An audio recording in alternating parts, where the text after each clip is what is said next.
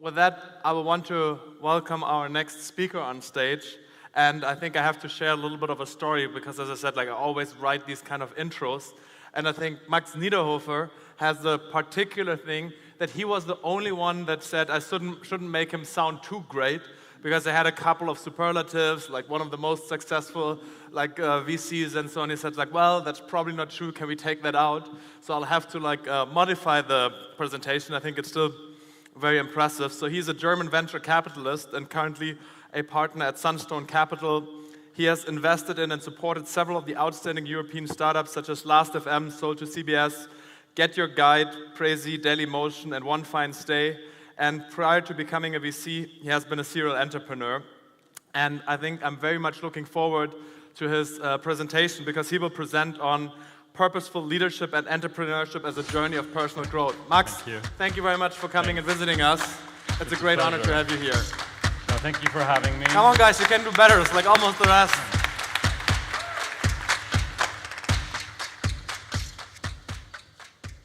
That's harsh music to have to kind of follow up. So I've been asked to do a Q&A session afterwards. So I will talk to you about something that I think generally venture capitalists talk to too few entrepreneurs about, right? And it's a little bit weird, so bear with me.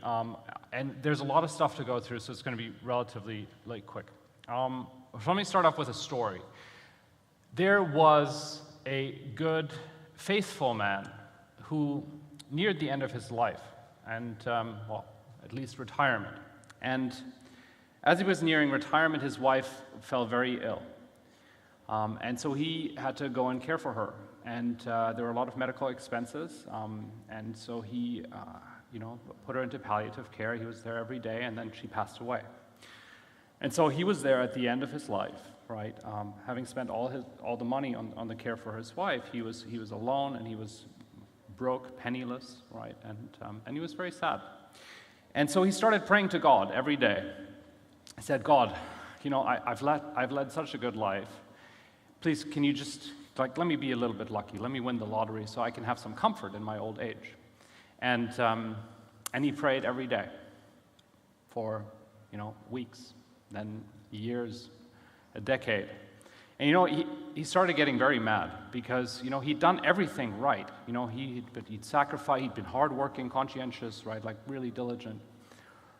And so after a decade, he kind of looked up at the sky and he shook his hand and he said, God, why can't you just let me be lucky for once? Let me win the lottery. And the heavens opened up and a light shone down and the voice of God boomed from the sky and said, go and buy a bloody ticket. Which goes to show that, we make our own luck to some extent. And this is what startups are for me. It is a very small chance to make it very big. And what I want to talk to you about today is what it is supposed to be. Right, so an old venture capitalist once told me this story that he had worked with, there's an intro about myself. You know what, honestly, Max Niederhofer, and then maybe if you're looking for money, come to me. So an old venture capitalist told me this story. He had worked with 4 companies extensively over a relatively long time. And he was a very demanding guy, right? He's like old school VC. He's kind of trying to whip the company to become very, very, very large. And the first founder found that pressure so difficult, couldn't handle it, he quit, right? Second founder, right, was, very dedicated, but that just made him crazy, right? And he ended up being committed to a mental institution. The third co-founder followed everything to the letter. He worked super hard every day, right, late into the night, up to the point of where he had a heart attack and he passed away. And the fourth founder, right, was very successful. So I asked this venture capitalist, why do you think that was? And he said to me, well, I think she didn't follow anything that I told her.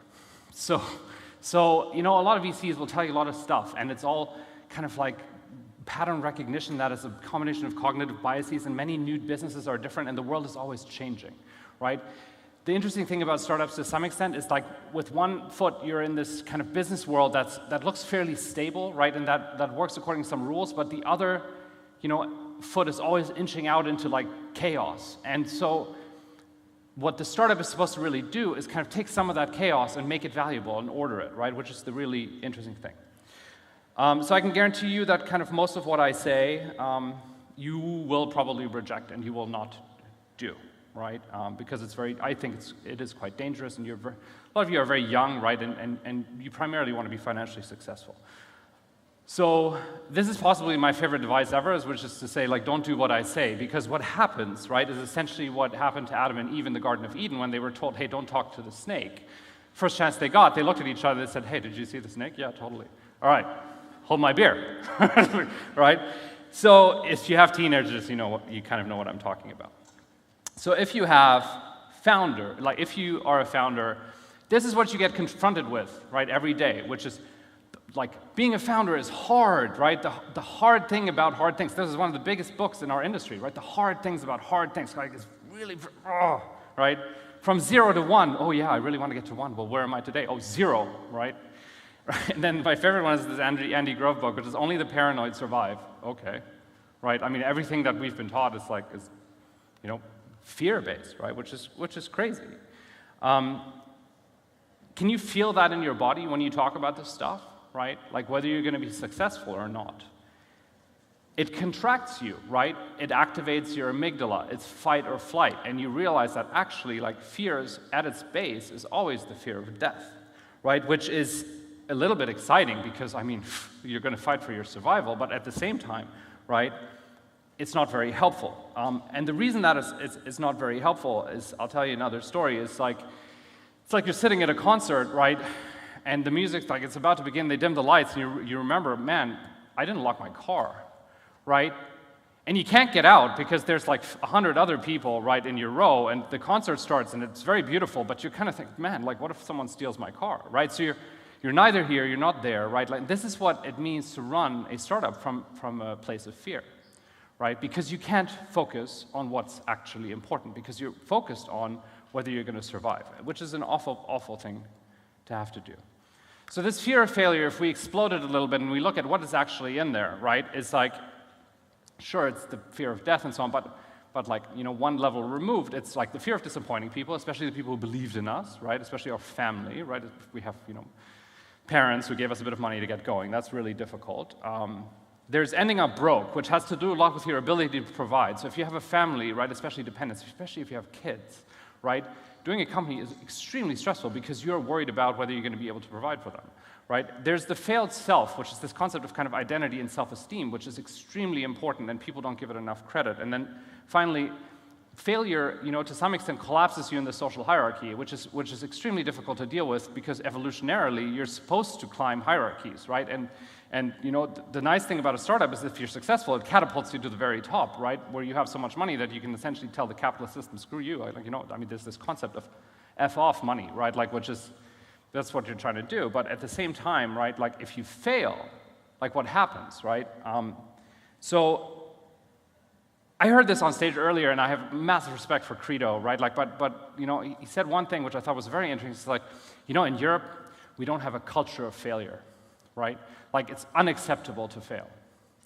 And I mean, my wife is from the US, and like, we go back and forth pretty frequently. And I honestly, like, I don't think the US has a culture of failure. I think failure sucks. Like, no matter where you are around the world, failure is a very, very difficult thing to deal with, right? It's looked down upon everywhere. In fact, there's a stigma of failure. I don't know if you know what stigma etymologically means, right? Like, so stigma is essentially a mark of disgrace, right? And this is, you think these things are just kind of words, but they're not. They're much deeper, right? Because what happens, right, if you dwell on your failure, right, and someone asks you, well, what happened to that company that you found? And you said, well, I mean, I screwed it up, right? Or like the market wasn't there, or whatever excuse you're going to use, right? People realize that, oh, you were not successful with that. Maybe I don't want to have anything to do with you because you might not be successful again. And I need to, like, for myself, to survive, right, to do well, to prosper, I need to associate with successful people, right? So it's extremely difficult, right, to get rid of that. And the only way to do it, I'll tell you how to do it, right? I'll tell you how to, and this is the mindset you should be running your company from in the first place. The only way to do it is a shift in perception, right? What I essentially call raising your consciousness about what it is that we're trying to do here. So we don't talk about it, and we don't talk about it because we're pretending to other people that everything is always amazing, right? Right? This is what the US guys do. Like, they're always crushing it. They're slightly better at, like, crushing it, right, than we are. But but even for European entrepreneurs, like we're always doing super well, right? And so if you're the one who kind of is confronted in this industry with everyone always doing super well, like there's a point when I was running my first company, I realized like, oh, everyone's doing super well, but I don't think I am, right? So no one else has these problems. Like, what's wrong with me, right? And and you feel weak, right? And this is the problem. And then we're wondering why we get kind of the Kate Spades and the Anthony Bourdains, right? Like, it's because like we don't have this conversation that the fact like it is really difficult. And the difficult thing is not that the thing that we're doing is so hard. The difficult thing is in our heads, right? It's that demon, right? The hardest thing about the hard things is the demon in your head that tells you, you're probably not going to make it, dude, because you suck, right? And you've always known that you're not very good, right? So this is like There's this story that Jerry Colonna, who's an executive coach in the U.S. tells, and it's a story that was found by David White, who's an American poet who I have a lot of time and respect for. And it's about this ancient Chinese potter that's trying to perfect a glaze, right? And so every day he varies the temperature, he varies the ingredients, right? He tries a new type of porcelain, right? He puts it in the oven, right? He takes it back out, he says, oh, it's not quite good enough, got to iterate it a little bit more, got to make it a little bit better, right? And then he gets it to the point of where, he's done this for 50 years, gets it to the point where he thinks he can do no better, and then he walks into the kiln, the oven, right, which is used to make the pottery. And his assistants come in the next day, and they open the kiln, they take out the pottery, and it was the most beautiful glaze imaginable. And this story is a great story because it doesn't have a good conclusion to it, because there's different ways to interpret it, right? Does it mean that we have to meld our identity with our companies to the point of where we disappear into the fire like that guy did, right? And I think the answer to that is yes, and thankfully also no, right? And let me expand on that a little bit. I'm telling a lot of stories today. I like this. So, there's a story about a wise man, right, a sage who walks in a city, right, very rich city, and he finds a coin on the street, and he's like, oh, look, this is nice, right? I mean, this guy's like, he's a sadhu, right, like, so he doesn't have any money anymore. And so he takes the coin, he puts it in his pocket, and he says, I'm going to donate this to the next person that I find that really needs this, right? And he goes around the city and talks to people, and he finds out everyone's actually pretty happy, right? They don't really require the money, so he just keeps it in his pocket, goes and he sleeps. And the next day, he's awakened by a huge rabble. There's a conquering army in the city, and the houses are burning, right, and everyone's being slaughtered. It's quite awful, and he stands up, and he sees clearly the leader, the king of the conquering army, up to his arms in blood, sword raised, king looks at that sage, and he says, look at us, right? We've conquered the entire coast, we've come to this capital city, we're now taking the capital city, bless our enterprise, because look at how strong we are. And the sage looks at him, he reaches into his pocket, he takes out the coin, he says, hey, I think you need this more than I do, right? And that, right, I'd like to finish that story with, and the king kind of stricken by the truth of how greedy he was, right, like withdraws his army, but that's generally not what happens, right? When we accuse each other of being greedy, then what happens is that you get your head chopped off. So that's probably what happened in that instance. The point is we are 7 billion people, and everyone wants everything for themselves, and that's just not going to work, right? That should give you pause. So there's at the core of many of these startups, I'm skipping a bunch of slides, there's at the core of these startups what I like to call the heart of darkness, right? And that darkness is people have found companies from a place of lack, right? Of scarcity. So from greed, from primarily financial motivation, they found it from pain, the feeling of being kind of an outsider and a misfit, and like, I don't want to go work for a corporate because I don't really like that world because I'm so different, like I'm so myself. Or there's these people that found from a place of revenge. They're like, I am super misunderstood, right? And I'm going to found a company, I'm going to make it big, I'm going to show you all, right? And if you read the diary of the guys who shot up Columbine High School, right, that's the same place. So that's not a good thing to do. Like, that's not where you want to be. It's not a healthy place to start from. So where do we start this exploration of kind of an entrepreneurial journey from, right? If it's not, like, I don't want to make it easy, because it isn't easy, right? It is like, there's a lot of things that you have to do and organize and so on, but at least make it less painful. So where do we start from? So my points of departure, I put them on this slide. There's the evolutionary point of departure, which is an interesting one. Like, we've had life on this planet for 3.5 billion years, right? That's a very long time, right? We diverged from monkeys, this is one I always forget. 7 million years ago, we branched off from our common ancestor with the chimpanzees, right? And then we have 200,000 years of Homo sapiens, right? I mean, think about your ancestry, right? All the people that bred successfully and that survived, right? Only so that you could be sitting here today, like actually right here today, like right it, whatever happened in your, brain circuits that brought you to this point, right? From the swamp where your ancestors, and mine too, right, came from, right? So it's an interesting thing. So what is that responsibility, right, that we carry with ourselves for our lives? Like, found a startup based on that, right? That could be interesting. Second point of departure, moral, right? And the moral, like, this is a difficult one because people don't really like hearing it, but the reality that we see, first of all, it's a very peculiar reality because you don't understand most of it. It's very chaotic. It's a lot of uncertainty. So you need an overlay of like an interpretative structure on reality, right? Which is kind of like a scaffolding of interpretation. And that's not going to be entirely descriptive because you don't know all the things. You're going to make an interpretation, and when you make an interpretation, you're essentially making a recommendation, right? So instead of descriptive, it's normative, right? So what is today and what should be, right, is essentially contained in your moral view of the world. It's another very interesting thing to found a company from because we've been unconscious of these things for, billions of years, right? And we saw last century what happens when people remain unconscious of their psychological issues, right? And so maybe we should start, companies from this conscious place of actually knowing what we want to create in the world. I think practical is very important because, whatever you do, it needs to kind of, have an impact on the world. It needs to actually move something, right? And then spiritual, and this is something that kind of, again, gets rejected by most of kind of entrepreneurial audiences because half of you are probably still traditional and believe in some sort of God, and the other half is kind of firmly atheistic, and there's like a couple of Buddhist people here, right? And more power to you. But the problem is, like, as soon as we go down that path, it becomes very metaphysical. I don't think I want to do that. Leadership. We have like 2 minutes. Right, purposeful leadership. This is my answer to all of these issues that we talked about. Leadership generally is defined as getting people to do what you want. This is a very, very poor definition of leadership unless you're running, I don't know, like a terrorist cell. And even that's bad because the terrorists are doing it for a reason, right? So convincing people to do what you want, yeah, kind of a little bit better, right? Convincing people to do what is right, hey, I think we're getting closer, right? Convincing people to do what is right and giving them the tools to do it, right? This already has an aspect of delegation, which is what true leadership really is about. And showing people by your own actions what is right, how to live, how to be, and enabling them to work together to achieve it. I think this is getting very close, right? Short story about a kind of a governor. He's like, well, what should I learn about my segment? And the sage that's sitting, master sitting across from the governor says, learn how to give orders. And he says, how? Well, learn how to give orders so that people accept them. Right? And this is really the secret of leadership. I will race through this. The benefits of purpose are like the best drug you have never heard of, right?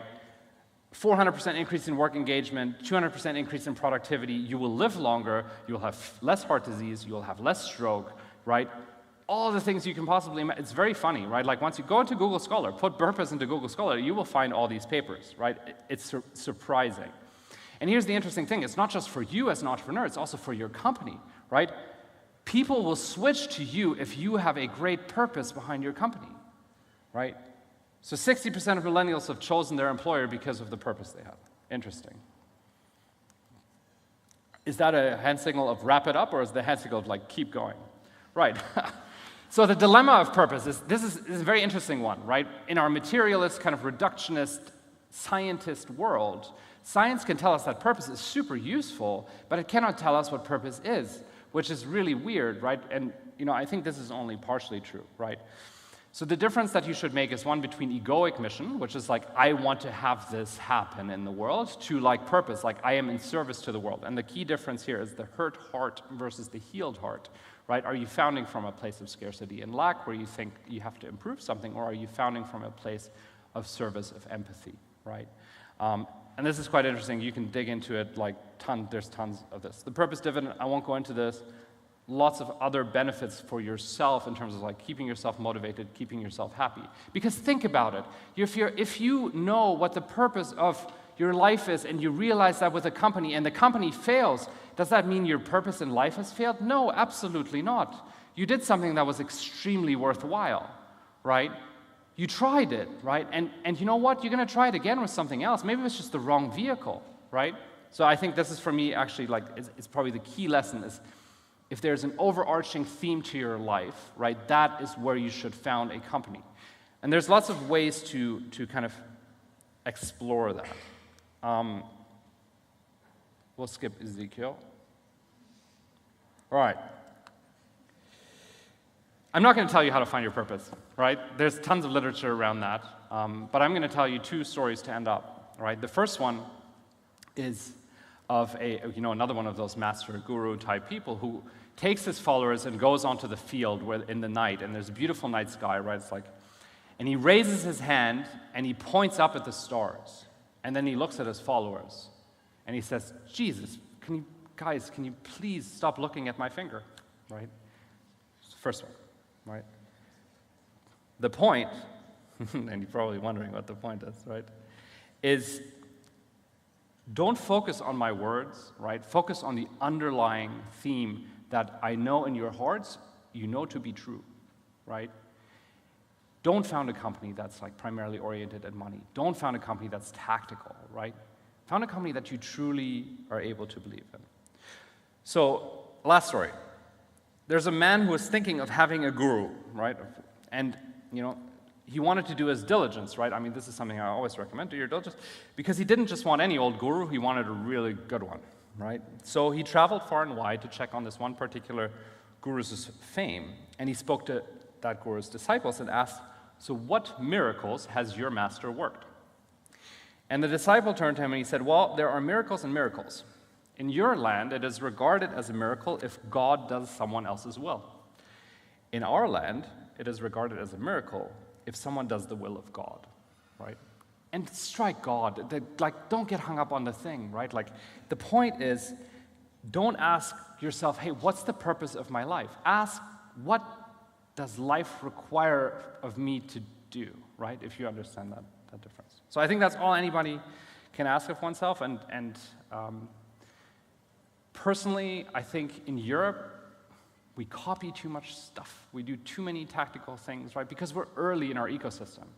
If you look at some of the more successful American companies, you will see that the stuff that is behind, like the philosophical vision of that company, even if they make something as prosaic as luggage, right, for example, are actually quite expensive, right? And people have spent a lot of time thinking about why that is something they want to do. Anyway, thank you for having me. Thank you very much, Max. That was great. And I have to say, normally I'm very German. I kick off people right on time when they hit the 18 minutes. Then the big German comes on here and kicks them off stage. But Anna Maria from our crew said, everybody loves Max. If you kick him off, they'll all kill you. So I decided to let you finish in time. Very sweet, thank you. Because I didn't want to mess with all of the audience. So thank you very much, Max, for coming. You are also available at the Q&A stage. We're going to do that right now. So people who have further questions can ask Max at the Q&A stage.